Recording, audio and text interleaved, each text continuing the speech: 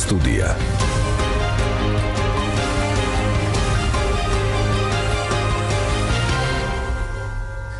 მოგესალმებით ძვირფასო რადიო მსმენელებო, გთავაზობთ პროგრამა ჩვენი საგანძური, რომელსაც გაუძღვები ავტორი ივანე ჯაფარიძე, სარეჟისორო პულტთან კი თია ბიჭაშვილი იმუშავებს.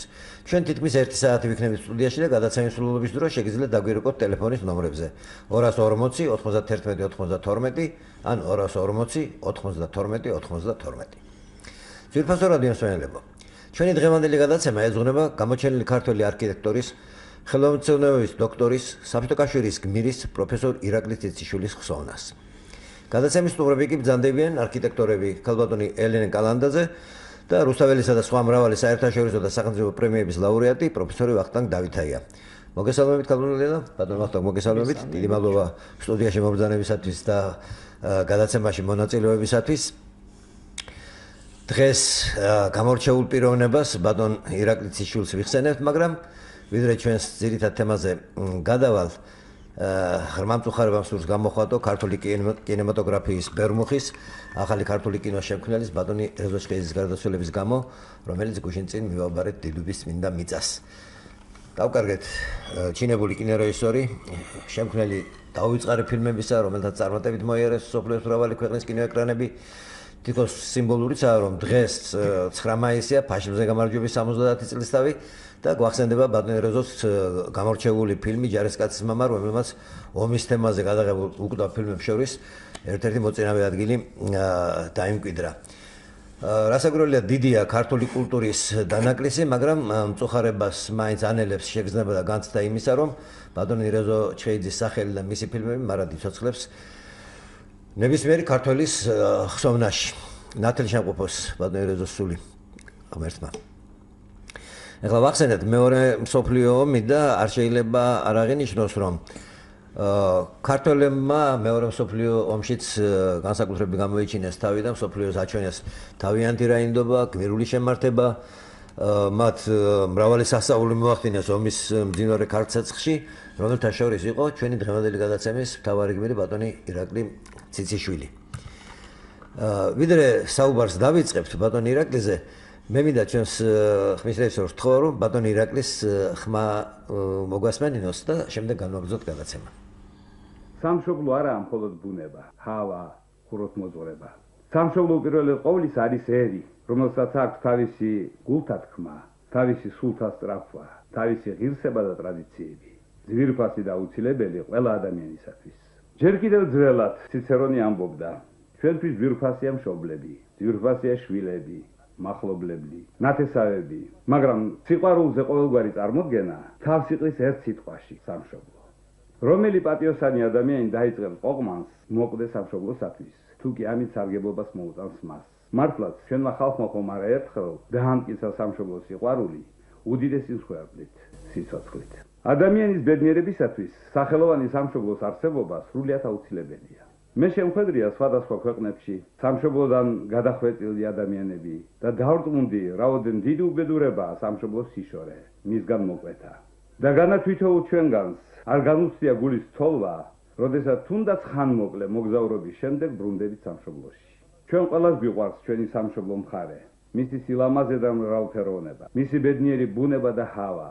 ეს კიდევ უფრო უწყობს ხელს ამ გზნობას და მართლაც რა შეედრება ზემო იმერეთის და რაჭის მთებს, ალაზნის გაშლილ ველს, სვანეთისა თუ ხევსურეთის კაცსა და საოცარ სილამაზეს, ბორჯომისა თუ ხრამის ხეობებს, მთებზე შეფენილ ჩვენ სოფლებს და კლდეებზე არტიის ბუდესავით მიკრულ ციხეებს. ამ სილამაზის გამო შეიქმნა ალბათ ძველი ლეგენდები საქართველოს წარმოშობის შესახებ. თუმცა ზუსტად იგივე ლეგენდები გამიგონია იტალიაში, პოზალიპის წარწაც ხარეზე. ხადია იტალიელებს ასევე უყვართ თავიანთი მშვენიერი ქვეყანა, ნორვეგიელებს ფიორდები და კლდეები, ციმბირის კვირს კი მკაცრი ტაიგა. ლამაზი სახლი, ლამაზი ქუჩა, მშვენიერი ქალაქი. ყოველი ეს ქმნის სითბოს, მყუდროებას, სიხარულს, სამშობლოს კონკრეტულ გრძნობას. მაგრამ პოეტის სიტყვებით რომ ვთქვათ, სამშობლო განა მარტო ლამაზი მთებია. ყოველი ერი, რომელსაც გააჩნია საუკუნოვანი და მნიშვნელოვანი კულტურული მემკვიდრეობა, ბუნებრივია ამაყობს თავისი წარსული. ქართულ ხალხსაც აქვს საფუძველი ამაყობს თავისი შესანიშნავი ტრადიციებით. ჩვენ გვქონდა ბრწყინვალე პოეზია, შესანიშნავი ხუროთმოძღვრება, ფრესკული ფერწერა და უქრომჭედლობა, გალობა თუ ცეკვა. ჩვენ ყავდნენ შესანიშნავი მგოსნები და მოაზროვნენი, ხელოვანი, მაგრამ ერი არ შეიძლება ცხოვრობდეს მხოლოდ წარსულით. იგი ძლიერია, როდესაც სახელოვან წარსულთან ერთად მას გააჩნია ღირსეული აწყვო და მოელის უკეთესი მომავალი. აბა რას აძლევს ძველი ელადის წინვალე შეუდარებელი კულტურა თანამედროვე საბერძნეთის რეჟიმს დაბალ ეკონომიურსა და განათლების დონეზე. ქართველ ხალხს კი დღესაც შეუძლია იამაყოს დიდი მიღწევებით. ჩვენ გვაქვს სახალხო განათლების მეტად განვითარებული სისტემა, უმაღლესი განათლების მსოფლიოში ერთ-ერთი უმაღლესი დონე. ჩვენში განვითარებული არა მარტო მეცნიერების ისეთი ტრადიციული დარგები, როგორიცაა ისტორია, ფილოსოფია, ენათმეცნიერება, ხელოვნებაცოდნეობა, ეთნოგრაფია და სხვა, არამედ საქვეყნოდ აღიარებული მათემატიკური და ფიზიოლოგთა სკოლები. მნიშვნელოვანია მიღწევები ფიზიკის, გეოლოგიის, მედიცინის და სხვა დარგებში. ჩვენ დღეს დიდი მიღწევები გვაქვს პოეზიასა და მუსიკაში, ფერწერასა და ჭედურ ხელოვნებაში, სპორტსა და ქორეოგრაფიაში. მაგრამ თვითმაყოფილება, დიდი ბოროტება ერის წინაშე და მიღწეული დაჯერება მხოლოდ ავნებს მას. შრომა საზოგადოების საკეთილდღეოდ თითოეული ადამიანის მოვალეობაა. მისი საზოგადოებაში ცხოვრების პირველი ძირითადი პირობა. მაგრამ უკანასკნელ პერიოდში ჩვენ ყველანი ვამჩნევთ ზოგიერთ შეუწყარებელ მოვლენას, რომელიც ეწინააღმდეგება ჩვენი საზოგადოების არსს, წყობას, შეგდებას. აი, ძვირფასო რადიო მსმენელებო, თქვენ მოისმინეთ ბატონი ირაკლი ციციშვილის ხმის ჩანაწერი, რომელიც თავის სამშობლოზე ამბობდა, გახსოვთ თქვენ, იყო რუბრიკა საქართველოს რადიოში, სამშობლო განა მარტო ლამაზი მთებია და მართლაც არ არის მარტო ლამაზი მთები.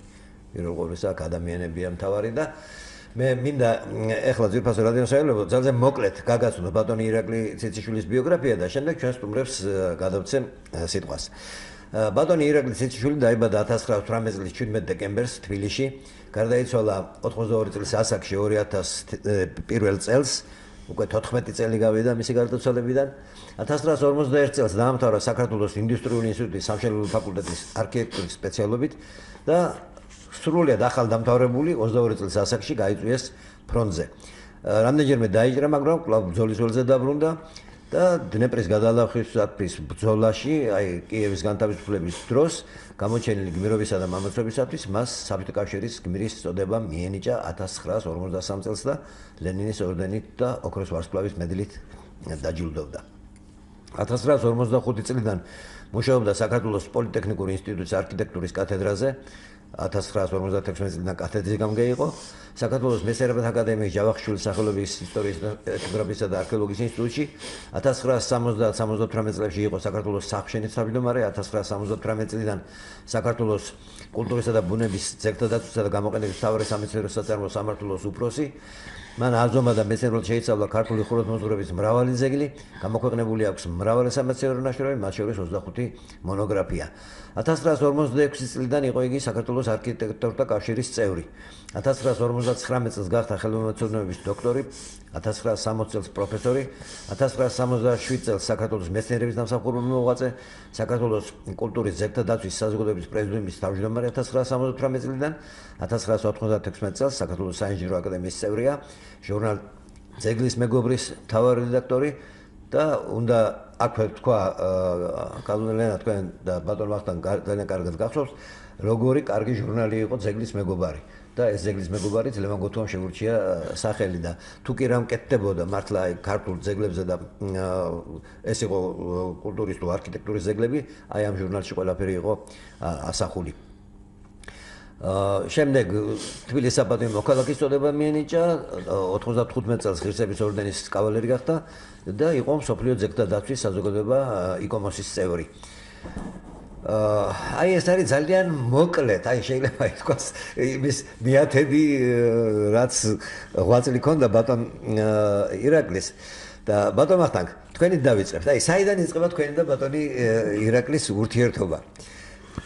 ძირებიდან წამოვყვეთ ამ ურთიერთობებს და ბატონო მანო, უდიდ მოგროსმადობას მოგახსენებთ, რომ ჩვენ მოგვეცა საშუალება რომ ვისაუბროთ ბატონ ირაკლი ციციშვილზე. ჩვენ საყვარლეს მასწავლებელზე, დიდებულ კაცზე, ღვაწლმოსილზე მე მახსენდება და დღევანდელი დღესავით მახსოვს 1952 წლის 1 სექტემბერი.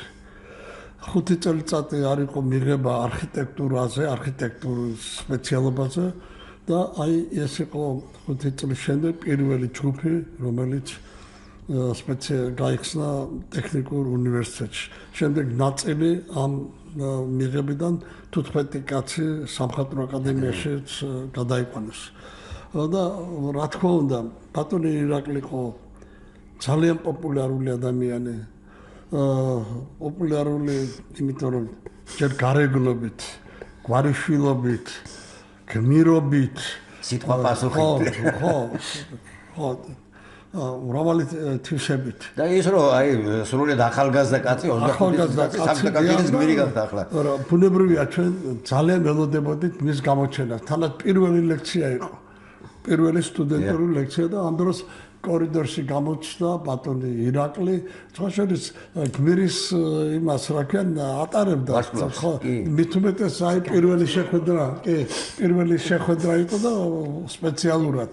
თელმა საქართველოს მიცოდა რომ თელი რიგი იდგა რომ ბატონი ირაკლი მიეწვიათ რაღაც აღმოჩენებს სკოლებში, უნივერსიტეტებში, მოგეხსენებათ ლექსებს უძღვლიდნენ, სიყვარულს უცხადებდნენ, კარში გამოწიეწია მარია ბარბაროსი და ულეწავ ციციშვილს ახსოვთ თქვენ ქალბატონი შესანიშნავი ლექსი და ამ დროს შემოვიდა ბატონი ირაკლი ღიად მოგესალმა ღიმილით და უცებ დაიწყო საუბარი.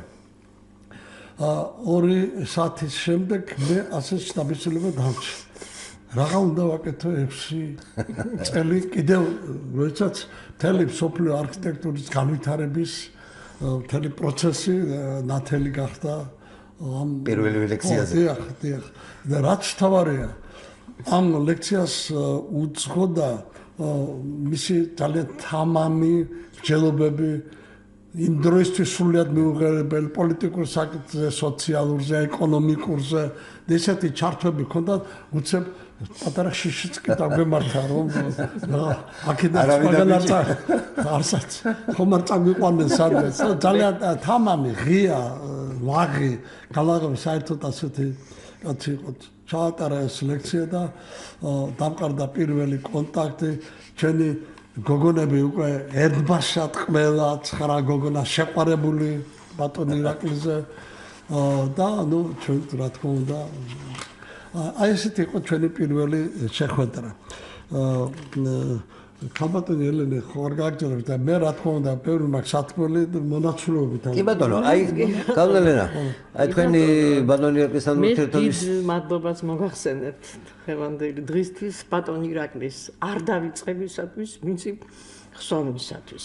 აი სწორედ დღევანდელ დღეს 9 მაისს მეც სურვილი მაქვს აი აღნიშნოთ მოუყვე პირველი ჩემი შეხვედრა ბატონ ირაკლისთან, მაგრამ მანამდე თუნებას დამთავრდ.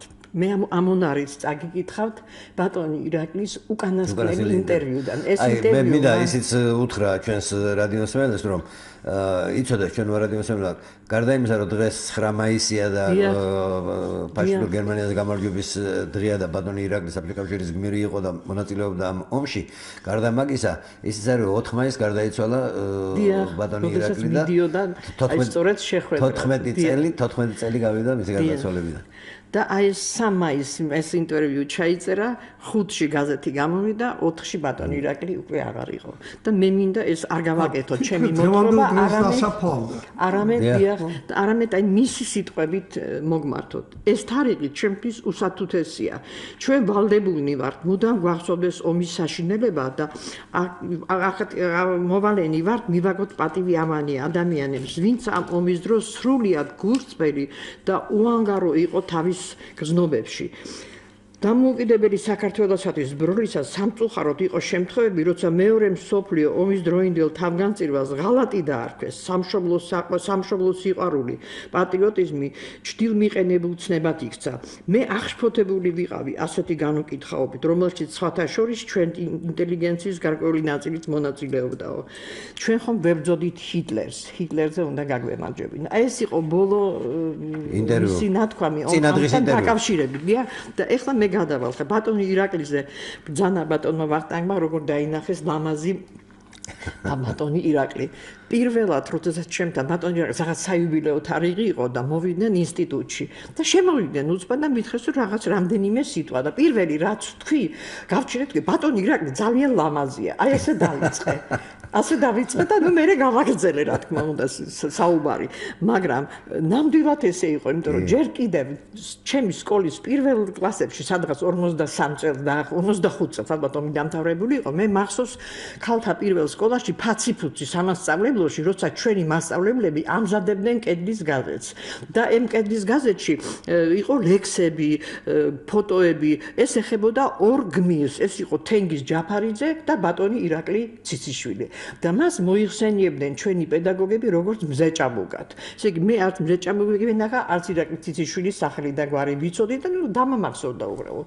მე მახსოვს უცო მოგვიანებით როდესაც უკვე ბატონი ირაკლი თბილისში ჩადიოდა მან სამსახური დაიწყო მე მოწაფელა და მესმოდა ეს რომ საოცარი სილამაზის წვრილი ბატონი ირაკლი და მისი უმშვენიერესი მეუღლე ქალბატონი მანანა კიკოძე შემდეგი ჩემი შეხვედრა ეს იყო უკვე 1952 წელი ბატონი ვახტანგისგან ცოტა მოგვიანებით როდესაც მე ეხლანდელი უზნაძის ქუჩაზე მაშინ ყოფილი კამოლის ქუჩაზე დავინახე ჩემწინ დამანახვეს უკეთ რო თქვა ჩემწინ მიმავალი თეთრ ტანსაცმელში გამოწყობილი ახალგაზრდა კაცი ცალი მხარე ქონდა ჩამოწეული იმიტომ რომ ეკიდა საკმაოდ ეტყობა საკმაოდ ძლიერი ფოტოაპარატი ხო და როგორ მიდიოდა ეს მიაჩოჩებდა ფეხებს რაღაცა შეუხვია ჩხეიძის ქუჩაზე ნუ ჩვენც ჩავედით იმიტომ რომ იქ იყო ჩვენი ინსტიტუტის მთავარი კორპუსი და მე უნდა შემეტანა საბუთები და იქ მე გავიცანი ბატონი ირაკლი როგორც ჩემი მომავალი პედაგოგი ნუ შემდეგ იყო უკვე 1 სექტემბერი და ზუსტად აი ეს რაც ბატონმა ვახტანგმა ბრძანა მოვიარეთ მთელი მსოფლიო ეს იყო საოცარი მე სტუდენტობის წლები განსაკუთრებით დაწყებით კურსებზე ისიც როდესაც ჩვენ მაინც შიშობდით და რაღაცა გვეშინო და მორიდება ცდილობდა რომ აი ეს ურთიერთობა აი ეს ზვარი მოიშალა ხო მართალია და რა შეგოდა ისიც როდესაც პროექტებს გამოვფენდით პირველი მეორე კურსის განსაკუთრებით სტუდენტები ჩამოივლიდა ჩვენ ასე ვაწყობდით პროექტებს ყირამალა თავქვე და ჩამოივლიდა და ფუნჯით აკეთებდა ცას ეს იყო მისი ესეთი რიტუალი ხეები რაღაცას გააკეთეთ და ამას ვეძახდით ბატონი ირაკლისთან ერთად ჩვენ ჟივილ ხივილს ბატონმა ირაკლიმ გააკეთოს ჟივილ ხივილი ნუ ამას მოყვა ჩვენი მე ბატონმა პრაქტიკები სამშვილდე გელათი სამთავრო არაჩვეულებრივი დამოკიდებულება და რას აკეთებდა იცით აი არ მიგვიგრძნია ის რომ ბატონი ვახტანგი ჩვენზე უფროსია ვთქვათ 1 წლის რაღაც იქ რომელიღაცა კურსი წინ არის გვიძახდა ზოგავ 3 წლითაური ხო და ამბობდა რომ თქვენ ხართ ამ უფროსი კურსელების მონები თქვენ უნდა დაეხმაროთ მან უნდა დაუხაზოთ უნდა გაუკეთოთ თავი სამუშაო და განსაკუთრებით ეს ხდებოდა დიპლომების დაცვის დროს ნუ აი ესე დაიწყო ჩვენი ურთიერთობა და ძალიან ესე გაგრძელდა რომ ბატონი ირაკლი ჩემი ცხოვრების თითქმის ყველა ეტაპში მონაწილეობდა წავიდა ბატონი ირაკლის ძეგლთა დაცვაში ჩამოყალიბდა ეს სამმართველო მოვხდი მე ძეგლთა დაცვის მთავარ სამმართველოში მუზეუმ ნაკრძალების განყოფილებად ჩამაბარა ეხლა დაიწყო სიარული ამ ქალთულ ჩვენს ძეგლებზე საოცარი გასვლები ძალიან ბევრი საინტერესო გასვლა შემდეგ ხდება ისე რომ ბატონი ირაკლი ბრუნდება ინსტიტუტში და ზუსტად 1 წელიწადში მეც მოვდივარ პოლიტექნიკურ ინსტიტუტში უკან თუ ძეგლთა დაცვაში მე ვიყავი ბატონი ირაკლის დაქვემდებარებაში აქ უკვე ვარ დირექტორის მოადგილე და უფრო ზემდგომი. მივხვდი რომ მაინც ესე კედელზე აკრული, შეშინებული ძალიან და საშინელი წლები 92-14 ქრება შუქი, არ არის წყალი, ჩდება ლექცია და ირაკლი გამოვარდება დერეფანში, რატო არ არის სინათლე, რატო აღარ არის წყალი, ვერ ვატარებ ლექციას, რას ფიქრობ დეკანატი, რას ფიქრობ თქვენ მომართავს და საერთოდ რას ფიქრობ მთავრობა. მე მეყო. გაუნა, სვენელია ხაზე. ეხლა და მე ძალიან მორჩილა და ესევე ატოცი უყურებდი. შემოშედა განვაგრძოთ ჩვენ დირექტორი. განვაგრძოთ შემდეგ. გისმენთ ეთერში ხართ? შეიძლება დაგიკავშირდეთ ბატონო. გამარჯობა ქაბალდანო რუსუდან გიცანით. რუსუდანი. დიახ, გამარჯობა. მოგესალმებით. ირაკლის ვიცნობ ბავშვობიდან. დიახ. რატომ იცით ახლა მიუხედავად ომიანობისა ჩვენ მაინც ომიანობის 44-ში, 5-ში, 6-ში, 7-ში დავდიოდით მამასთან ერთად გათხრებზე, რასაკვირველია. ჯერ იყო ასე ვთქვათ, ქვემოთ არმასთან და მერე უკვე ბაგინეთი. ამასობაში ბაგინეთთან კარსანთან იყო იცით დიდი სახლი, რომელშიც ახლა ბევრი ოთახი იყო განთავსებული, კარგი ის იყო. კიდე პატარა სახლიც იყო იქვე. ეხლა რა მოხდა? 45 წლის 41 წელს სტუდენტი ირაკლი ციციშვილი შეიძლება ითქვას დამთავრებიდან 2 დღის მერე გაიყვანეს ფრონტზე. ფრონტიდან რო დაბრუნდა, იქ ისე ასე ვთქვათ მოაწონა თავის უყველას, იცით რომ მერე აქ რომ ჩამოვიდა, სთავაზობდნენ კულტურის მინისტრობას. მაგრამ მამამ სიმონ ჯანაშიამ გადაწყვიტა, რომ ბატონი ირაკლი მოეწვია არქიტექტურად ბაგინეთზე და კარსანში და მართლაც ასეთ მოხდა. ბატონი ირაკლი უარი თქვა მინისტრობაზე და დათანხმდა ამ არქიტექტურის ასე ვთქვათ იმაზე მდგომარეობაზე. ეხლა რაც შეეხება იმას, იცით, კარსანში იყო ძალიან ისეთი არაჩვეულებრივი განწყობა. იქ დიდი სახლი იყო. მამას ასე ვთქვათ თვალთახედვით რა ხდებოდა, რომ თუ ვინმეს უჭირდა, არ შეეძლოთ, რასაკვირველია წასვლა, დააქირავება ეხლა ომის მერე როგორი გაჭირვება იქნებოდა. ბევრი ისეთიც იყო, ვინც არ იღებდა მონაწილეობას. მაგალითად ბატონი გერონტი ქიქოძის ოჯახი იყო, ბატონი მეტრეველის თუ არ ვცდები პავლე ერქვა, ეს ჩვენი ცნობილი მეტრეველი რომ იყო ცენტრის ელო მეტრეველი. დიახ, ელენე მეტრეველის მამა ხო, იმათი ოჯახი იყო და ბატონი ირაკლი თავის დედასთან ერთად ჩამოვიდა. მისი დედა იყო ალექსანდრა ოთარავნა. თარხან მოურავი, დიახ. ხო და ძალიან ასე ვთქვათ ისეთი ქალბატონი იყო, ძალიან სიმპათიური და იქ ჩვენ ახალგაზრდებს ისე გვიყვარდა ბატონი ირაკლი, ისე გვიყვარდა, იმიტომ რომ ძალიან ასე ვთქვათ გვპატრონობდა, არაფერს არ დაგვაკლებდა ხოლმე და რასაკვირველია, სამუშაოს ასრულებდა, ამაზე ორი აზრი არ არსებობს. ბატონი ირაკლი რომ შეასრულებდა სამუშაოს ხო და მერე კიდე იცით უკვე ეს როცა დამთავრდა ეს ისა და მამა მერე გარდაიცვალა, მერე ბატონმა ირაკლიმ უკვე დაიწყო სხვა სამუშაოები, უკვე როგორც არქიტექტურმა, ეს იყო ეს ძეგლთა დაცვის საზოგადოების სამმართველოს უფროსი ხო. მე ორჯერ უკვე მოზრდილმა ორჯერ მოусმინე ეგრეთ წოდებულ შეკრებებზე. რა იყო? ერთი იყო გიორგი ჩუბინაშვილის შეკრება 1985 წლის 5 დეკემბერს. ბატონი ირაკლი გამოვიდა სიტყვით და თქვა, რომ გიორგი ჩუბინაშვილის ნაირი აზრები ბევრს არ ქონიაო, თითქმის არავის არ ქონიაო.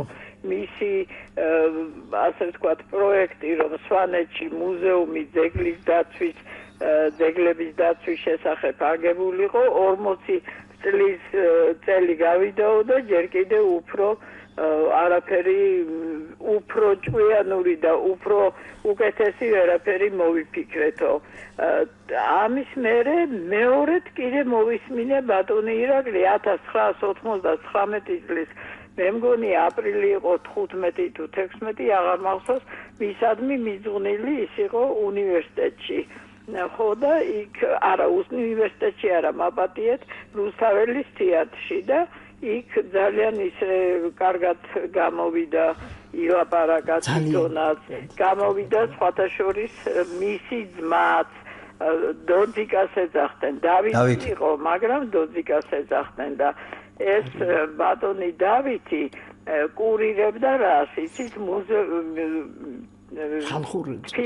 თბილისის უნივერსიტეტის შენობაში იყო ზედა სართულზე დიდ დარბაზში განლაგებული ხატები ისინი რომ დაზიანებულიყვნენ და აი ამას კურირებდა ასე ვთქვათ ისე რომ აი აქაც მოვისმინეთ ბევრი რამე საინტერესო ბევრი გამოსვლა იყო ძალიან ისეთი საინტერესო ისე რომ ბატონი ირაკლი იყო ნამდვილად საოცარი ადამიანი რაც შეეხება მის ოჯახურ გარემოებას როგორც მოგახსენეთ ქალბატონი ალექსანდრა იმყოფებოდა მაშინ ბაგინეთში ბაგინეთის გვერდით ეს იყო სახლი რო დიდი სადიახ და აი იქ იმყოფებოდა ხო და აი ძალიან ისეთი საოცარი კარგი ქალბატონი იყო ეს ბატონი დავითიც ძალიან გონიერი იყო სხვათა შორის ის რომ კურირებდა ამ მუზეუმის მცველად გამოყოფილი იყო შარლემანი რომ იყო გეცოდინებათ ალბათ იმისი ასე ვთქვათ დამხმარე პიროვნება და აი ეს ისინი ბატონმა ნეიმან დოძიკამ როგორც ეძახდნენ მოთავსებული ეს ისინი ამათ შორის ბილიკები გააკეთა რომ რამე არ დაზიანებულიყო ხატები იყო ნახატები იყო ერთი სიტყვით ძალიან ისეთი საინტერესო ის იყო ხო და აი რაც შეეხება ოჯახური კიდე გარემოებას ქალბატონი მანანა მან გაიცნო რამდენადაც მე მახსოვს თუ არ ვცდები სწორედ ბაგინეთში კარსანი იყო ბაგინეთთან რამდენიმე ასე ვთქვათ 9 კილომეტრით დაშორებული და იქ ცხოვრობდით ყველანი და აი ბატონი გერონტის ქალიშვილი მანანა ქიქოძე რომელზეც ვგიჟდებოდით ჩვენს ყველა ახალგაზრდები ისეთი ლამაზი ისეთი მშვენიერი ქალბატონი იყო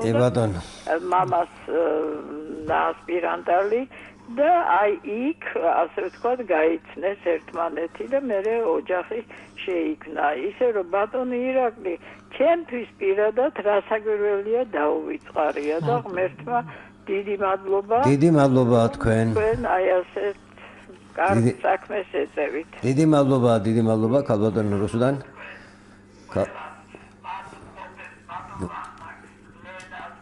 დიდი მადლობა თქვენ მე მინდა შევახსენო ჩვენს რადიოს ხალხს რომ ქალბატონი რუსუდან სიმონ ჯანაშიას ქალიშვილი გვეხმიანებოდა აი ქალბატონი რა თქვენ გააგრძელეთ პატარა ჩანას გავაკეთებ თუ შეიძლება რომ ბატონი ირაკლი ძალიან კარგად იხსენებდა ხოლმე მის აი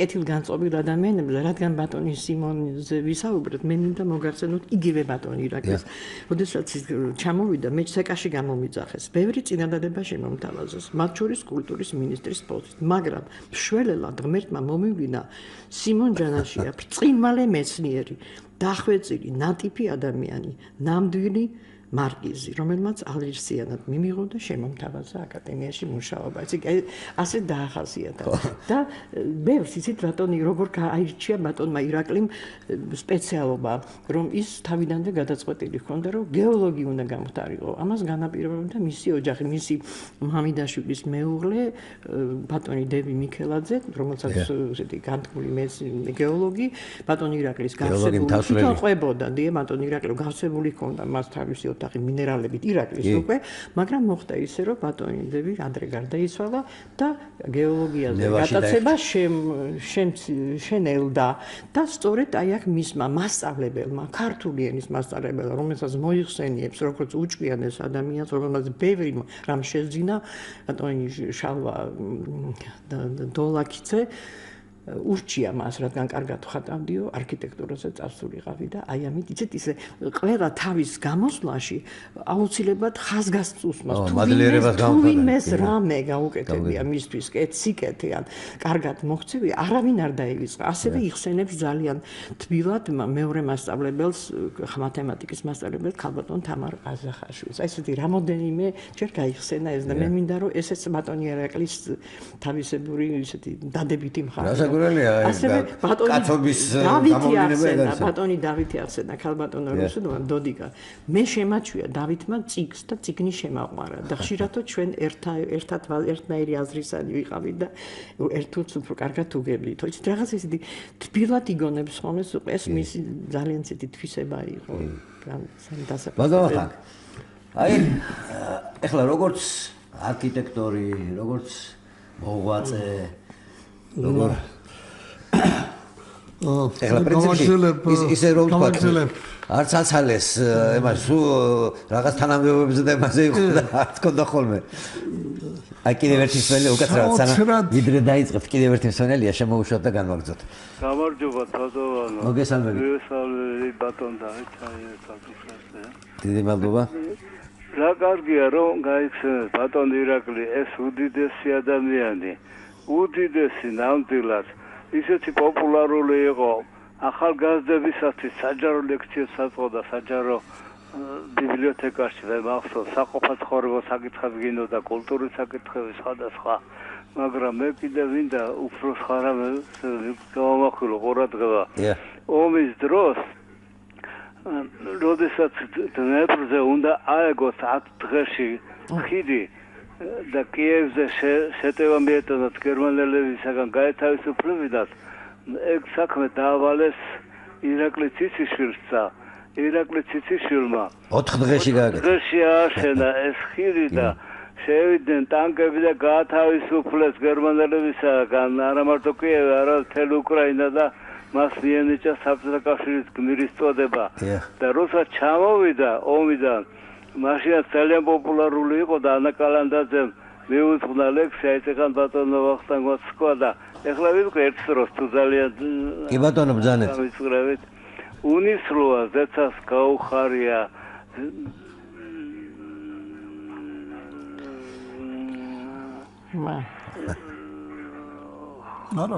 არაუშავს გავიმარჯვე ჭია მარია ბარბაროსი დაულეწავს ციციშვილსო და აი ეს მარტო ეს ამბავი არ არის საგულისხმო იმიტომ რომ დიდი აკადემიკოსი იყო დიდი მეცნიერი იყო და არ ვიცი რა როგორ დაიწყეს თქვენ დიდი მადლობა ბატონო დიდი მადლობა თქვენ მე მაშინ გავაგრძელებ ჩვენი სვენელის და დეპრთან დაკავშირებით ეს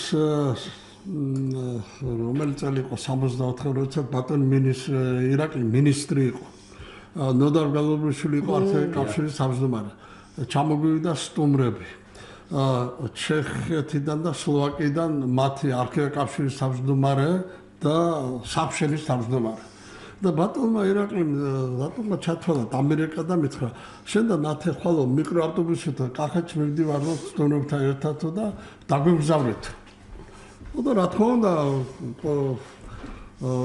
ვინ გაუშვებდა ასე შესაძლებლობას მოვიარეთ კახეთი ვიყავით გრემში ალავერტში შვანთაში და უკვე 4 საათი ხდება ბატონო ირაკლი უკვე მართლა სტუმრებსაც მოშივდა და ჩვენც მოგშივდა ხო და ბატონო ირაკლი სად არის სადილე შეკვეთილი ეს პერიოდია თქვენ იცით ახლა მინისტრს გადაადგილება თელი კახეთი და რაიკომისები და ახლა საოცარი გასავიდებლობად არავის შეაწუხებდა ბატონი ირაკლი იყო ერთადერთი მინისტრი მე მგონი თემსოფლოში რომლის ძღოლი შაბათ-კვირა სახში იყო ეს გამორიცხული იყო ეს შაბათს ქონდა ლექციები წამოვიდოდა თავის ჩანთით დაждდებოდა ლექციებს შორის მიუждდებოდა საბეჭდ მანქანას და ბესტად ყველაფერი უნდა ბატონო ირაკლი ჩვენი გოგოები ამას უცბად გააკეთებენ თქვენ რატო წუხა არა ეს ჩემი სტატია ეს არ არის კათედრის საქმე საოცარი ის ქონდა ამ იმით ხო ვიკითხე ბატონო ირაკლი სადილე სად არის შევდეთ რომელიმე რესტორანში ამ დროს ჩემი მეუღლე უნება ბატონო ირაკლი ჩემი ამ სოფლებში ჩემი 4 მამიდაშვილია გათხოვილი იმათმა რომ გაიგონ მე რომ ჩვენო კახეთში ვიყავი და რესტორანში ვისადილეთ ესე იგი სამუდამოდ დავკარგათ აქვე არის ახლა ახაშენიო და შევიაროთ. ახლა ცოტა სარისკო იყო რა თქმა, თანაც თელია, მოჯა გაკრებულები არიან იმაზე რა ქვია. მივადექით ერთ-ერთ მამიდაშვილის ოჯახს გოგიჩიტიშვილი. კარგი შვილები ყავს დღესაც ჭიშკარი ღია, შევედით, სიცარიელი. ღია კარები, ყველანი არიან რთულს. ამ დროს უცებ გვერდზე მეზობლიდან ვიღაცები და ახლავე ბატონო და გამოჩნდნენ. რაღაცა დღესასწაული ქონდა საღამოს და ყველაფერი პურმალილი მომზადებული. მოდა გინახავს რა ესეთი სტუმრები, უცხო სტუმრები მოვიდნენ.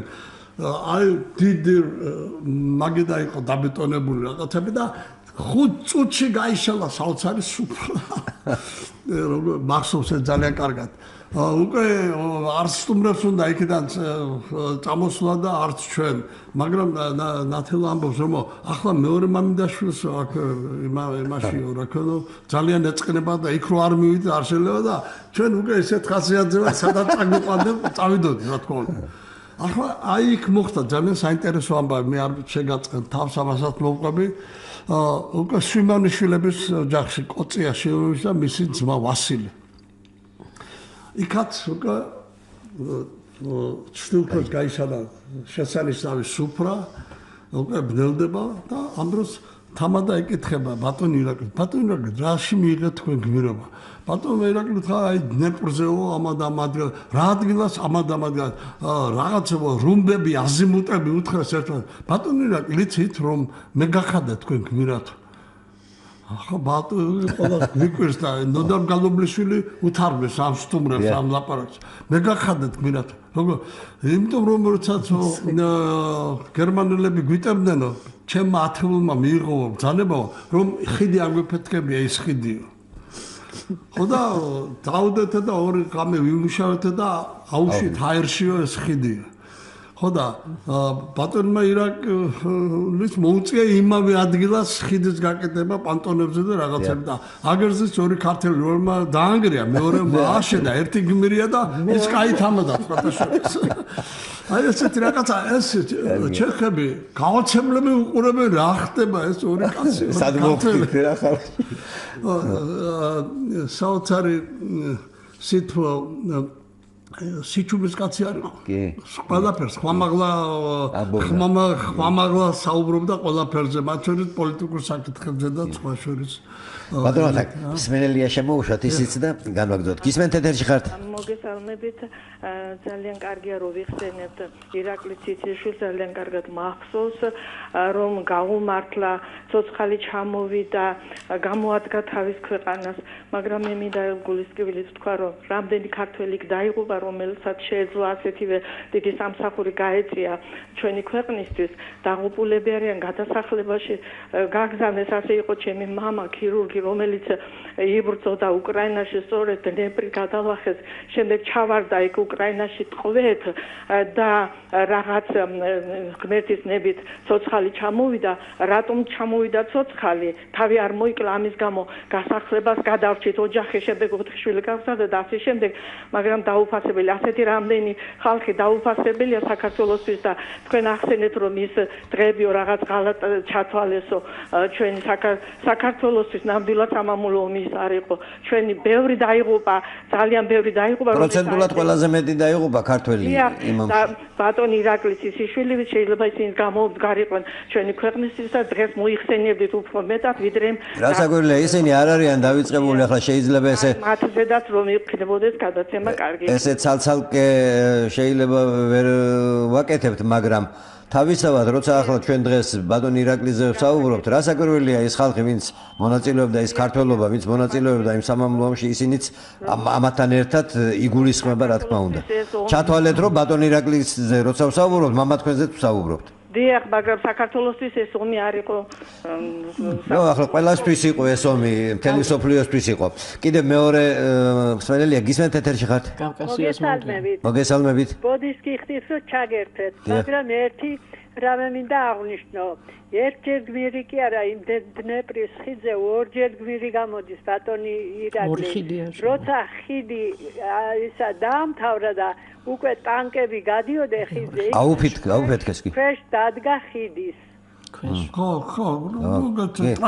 ტრადიცია იყო ეგეთ დიდი მადლობა მეორე ხიდი ააშენა და ხო ააფეთქეს მე მგონი იმ შენობის რამდენჯერმე ააფეთქეს და შემდეგ ააშენა მეორე ხიდი უფრო განიერი 700 მეტრი უფრო მეტი ეს იყო 560 მეტრი ის იყო 700 მეტრი და 600 მეტრში ააშენა ხიდი მეორე და იმ მეორითაც გადავიდნენ უკვე ძიმე ტექნიკა ისე რომ ორი ხიდი აქ აშენებული გისმენთ ეთერში ხართ ბატონო ვანო დამავიწყდა ერთი რამის გახსენება აი ხიდზე რო იყო ლაპარაკი ბატონ ირაკლი საქმე აქ ამბობდა რომ უკვე შეკვეთეს უფლის ციხესთან ხიდი 7 წელი შენდებოდაო მე ვილისმა გაიარა და ჩაინგრაო აი ასეთი შინათი გონებდა რამდენიმე დღეში აშენდა და ტანკებმა გადაიარა კი ბატონო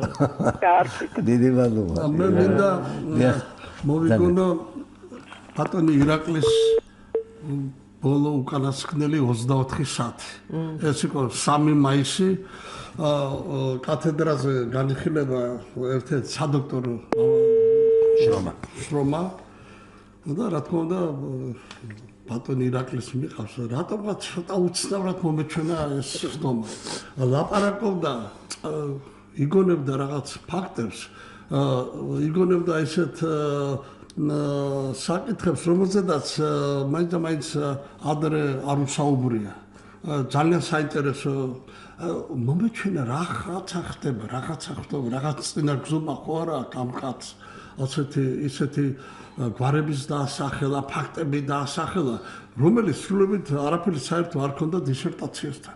ძალიან გზად ილაპარაკა. მე რა თქმა უნდა ჩამთავრდა ყველაფერი თავის იმით წავიდა, გამიხილეთ დისერტაცია. მეორე დღე ეს არის 4 მაისი, ბატონი ირაკლის გარდაცვალების დღე. სადაც 12 საათზე, 12 საათი იყო არის საქმეების სტომა და განვიხილავთ რაღაც მნიშვნელოვან პროექტს. ადრე ითხოვა მან გამოსვლა, ბატონი მერაბ ჩხენკელი იყო მინისტრი იმ დროს, გამოვიდა თავისი აზრი დააფიქსირა, შემდეგ ბატონ მერაბის რაღაც ჩაუჩურჩულა ყურში და კი ბატონო ირაკლი რა ქვია და დაეთხოვა უпроსწორად. ხომ არავის არაფერზე არ შეაწუხებდა გამორიცხული იყო და უცებ ბატონო მერაბმა ძღოლი დაადევნა. ძღოლს მიუყვანია პიონერთა სასახლეში, იქ ქონდა ვეტერანების შეხვედრაც, ხო, ვეტერანების შეხვედრაზე აუყვა კიბებს და კიბებზე დაეცა და გარდაიცვალა. გარდაიცვალა ისე როგორც იცხოვრა, შრომაში, გარჯაში, მოძრაობაში, ფეხზე, კაცურად და რაიმად. ღმერთმა მიუძღვა, რაცა ზუსტი სიტყვა არ არის, მაგრამ გარდაიცვალა ისე როგორც ეკადრებოდა და როგორც მოუხდებოდა მის იმას რა ქვია. აი ახლა ჩვენ გვაქვს ერთი ჩანაწერი, აი ძეგლთა დაცვის შესახებ საუბრობს სამწუთამდეა ეს ისა მოვისმინოთ და აი ბატონი ირაკლის ხმით დავამთავროთ ჩვენ დღევანდელი გადაცემა. გთხოვთ ჩართოთ პირი. ძეგლთა დაცვის მთავარმა სამმართველომ საკმაოდ დიდი რაოდენობა ძეგლებისა გაამაგრა, ზოგიერთზე ჩატარდა საკონსერვაციო, ზოგიერთზე სარესტავრაციო სამუშაოები.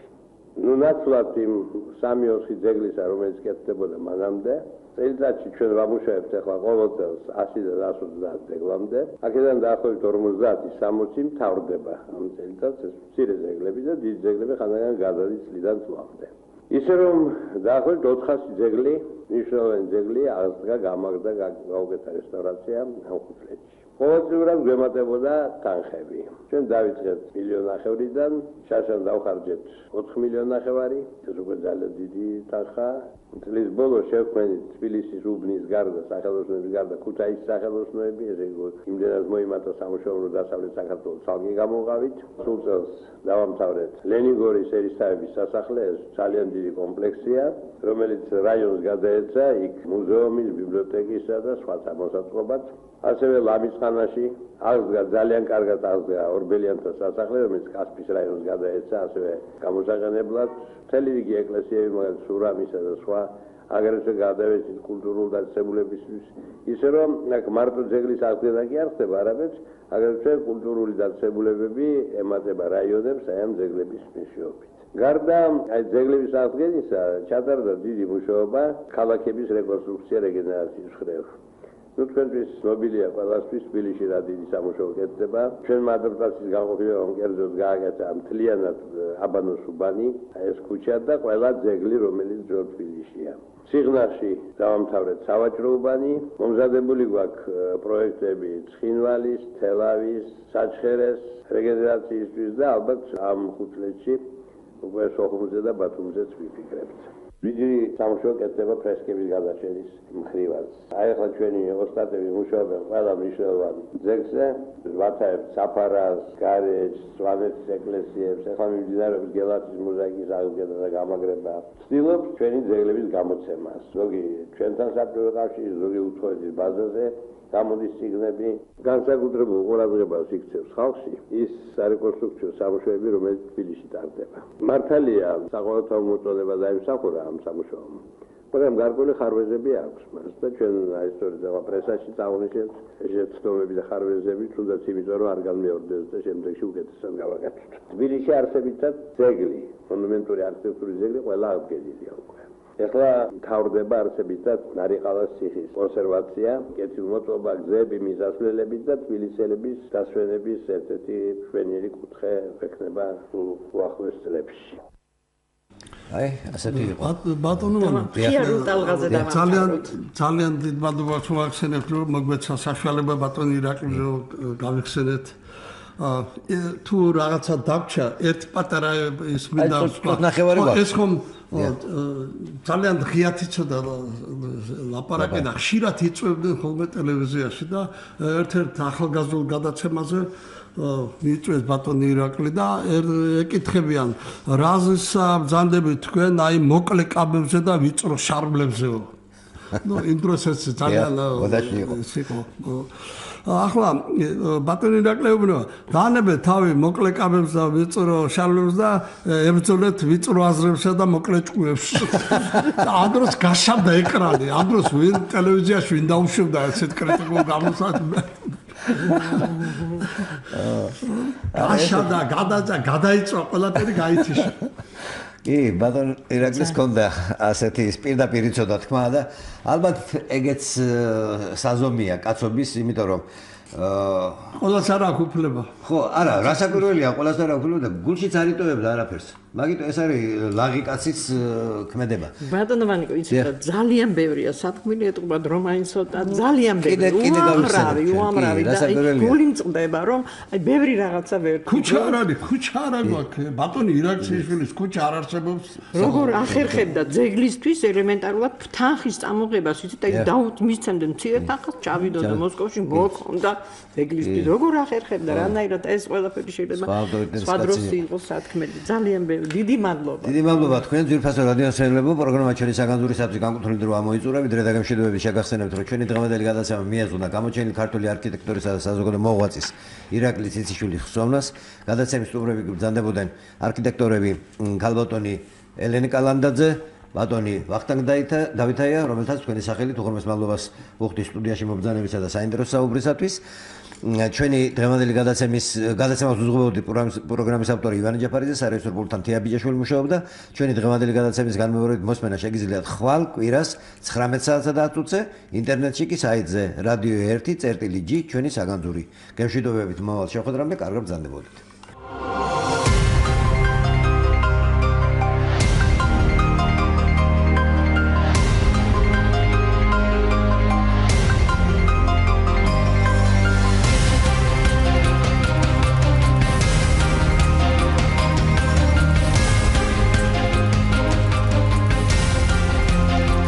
სტუდია.